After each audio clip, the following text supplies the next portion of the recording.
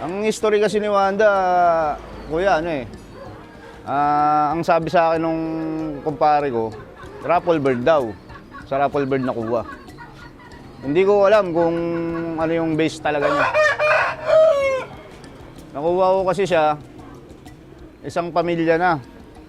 Bali, nakuha ko siya sa kaibigan ko, isang pamilya na, pero naglabas na ng overall sa kanila, sa kanya. Bali kasi yung anak niya, tinulungan ko, naganda, umihiram, pang gastos din. Hanggang sa yun, nakaisip siguro yung tropa ko na yun na lang yung ibayad sa mga nahiram niya sa akin. Ngayon, yung nilabas na yung baby niya, nakapag-produce ako ng first overall ng South. Ngayon, syempre, kung di naman dahil sa kanya, kumbaga, tumanaw din ako ng utang na loob na hindi naman ako makikilala sa ganyan, sa pigeon racing, kundi dahil sa mga ibon niya. Ang ginawa ko, nung lumabas yung baby niya kasi may sakit, pina-auction ko yung mismong overall ko na 2013 South. Ang nakakuha nun sa auction si Kenji, taga Roas. Doon kami nagkakilala. Para makatulong lang din, siyempre, hindi naman barya yung kailangan ng kaibigan natin. Kaya ang ginawa ko, naisip ko, pina-auction ko na lang yung overall kong ibon na 2013 lang sa South. Para kahit pa paano makatulong tayo sa bata.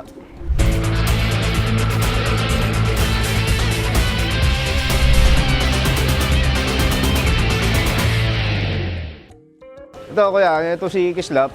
Overall siya ng North. Pan Race 1, first overall champion siya ng Honda Click.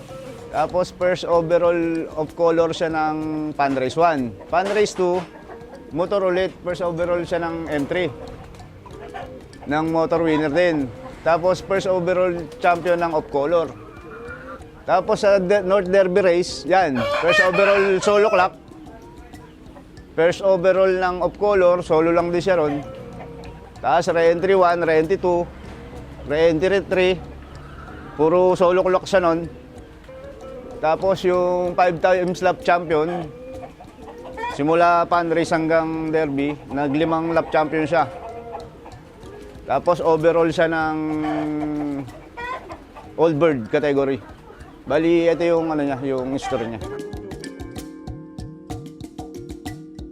Nilaro ko sila sa club ng ARPCI, sa club ni Pressman ni Zamora. Yung race namin ng North, hindi rin naging madali.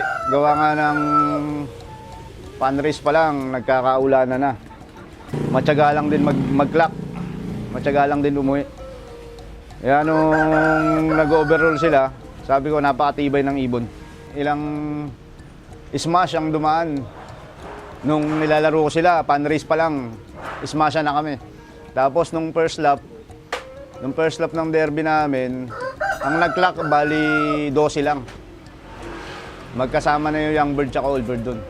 Kaya nung nag-clock sila nung smash na yun, mga sumunod na araw, mga sumunod na lap, medyo magaang na ang pauwian, gawa nga ng maganda na panahon. Siguro mga 3 beses nag-smash eh. Kaya ang nangyari dyan, yung ibon ng mga live, kumunti talaga. Sila lang yung dalawang natapos ang karera, silang dalawa lang yung solo clock dun parehas. Oo, nung derby hanggang Apari. Pagka sa breeding naman kasi, ang ginagawa ko lang for preparation, pinupurga ko lang, pinapaliguan ko, vitamins. Siguro mga 1 month preparation bago natin silang pagsamahin. Tapos ang vitamins ko, yung mga Bitmin Pro. 3 times a week. Picotrin, tsaka grits. Ibigyan ko lang. Hindi naman sila nagkakasakit, mga healthy naman.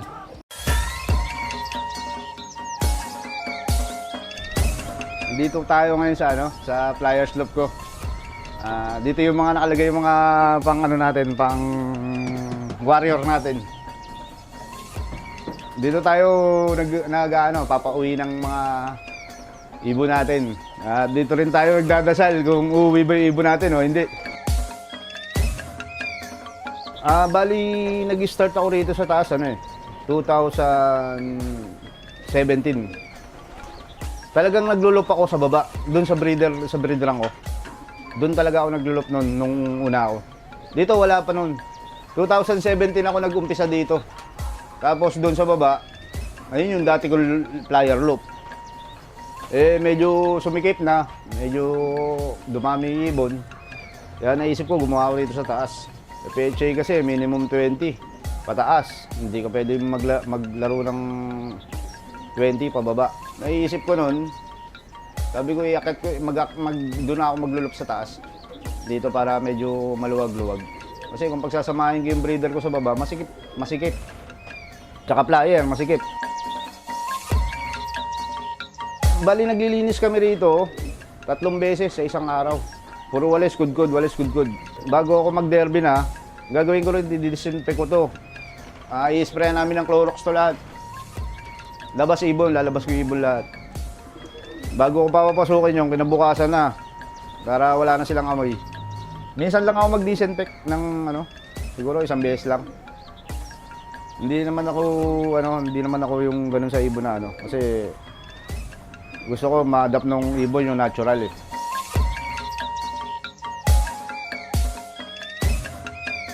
Fundraise pa lang, halimbawa, naglalabang kami ng ibon, fundraise. Nagmo-motivate na kami dito. Kaya pinalagyan ko kay Aya to.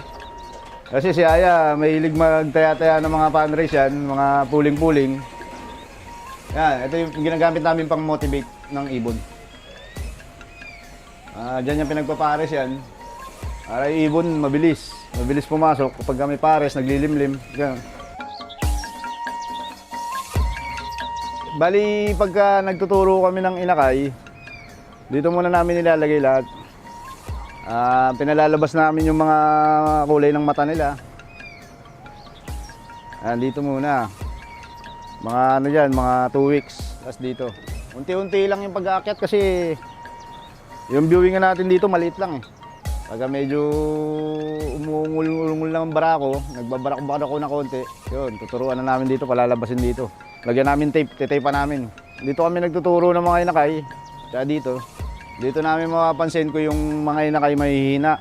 Babad sa araw, ulan. Kaya dito pa lang, nakikita namin kung sino yung mahihinang inakay. Pagka mahihina, binababa na lang namin sa baba. Tapos ginagamot na lang. Simple lang din. Ito lang, ganito lang. Tapos ito yung landing board ko. Di mo, napakaliit ang landing board ko. Itong landing board na to, kaya medyo mapapansin nyo, maliit lang to. Sinadya ko talagang maliit lang to.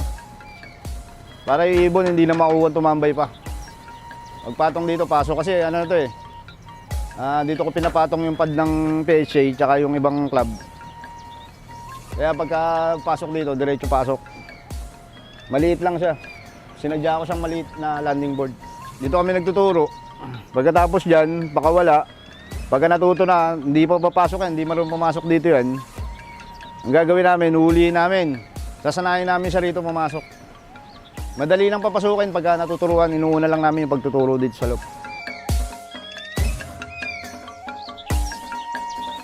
Advice ko lang sa inyo, mga newbie. Sa mga newbie, advice ko lang bumili ng maayos na ibon sa mga panser na consistent. Tapos alagaan mabuti, tutukan para yun yung magiging yung magiging susi natin sa pagkapanalo. Yung sa paggagamot naman, observation pa rin . Kumbaga, tignan mo kung saan yung mas maganda para sa iyo dun . Maraming lumabas na gamot, malilito tayo kung ano-ano, iba-iba. Pero kung may ginagawa ka naman na dati na okay sa'yo, hindi mas maganda. Ang tinitignan kasi natin talaga dyan yung baseline . Yung baseline kasi, dyan mo makikita talaga kung yung ibon talagang matitibay, lalo pagka kinarera mo. Si gamot kasi secondary pagdating sa Tsaka yung paggagamot, simplihan lang natin. Hindi natin kailangan ng maraming gamot. Kung ano lang yung mga pangangailangan ng ibon, ayun lang ibigay natin tulad ng B-complex. Ayun yung tulong sa kanila. Yung probiotic, digestion. Sa balahibo, yun lang yung main na natin na bigyan natin ng ng pansin sa ibon. Tapos more tossing, more training. Yung more training, importante yan. Diyan tayo, ayun tutukan natin. Tsaka yung recovery, fast recovery. Like glucose, pansalubong, electrolytes. Para makarecovery kagad yung si ibon pagka tinetraining natin. Diyan lang tayo, ayun lang yung tutukan natin. Payo ko lang sa mga newbie. Gusto kong pasalamatan unang-una siyempre si Papa God. Hindi niya tayo pinababayaan sa pagbibigay ng blessing sa atin. Pangalawa, yung family natin na sinusuportahan tayo sa mga ginagawa natin tulad sa hobby natin sa pagkakalapatid. Pangatlo, siyempre yung mga partner ko rito tulad si Aya na napakasipag magtos. Siya yung partner ko rito, pati isang bata ko. Magtutos yan. Kahit tangalin tapat, umaga, gabi, pahapon. Walang tigil yan, hindi napapagod yung mga yan. Para makuha natin yung pangarap nating manalo, gawin natin ang dapat sa ibon.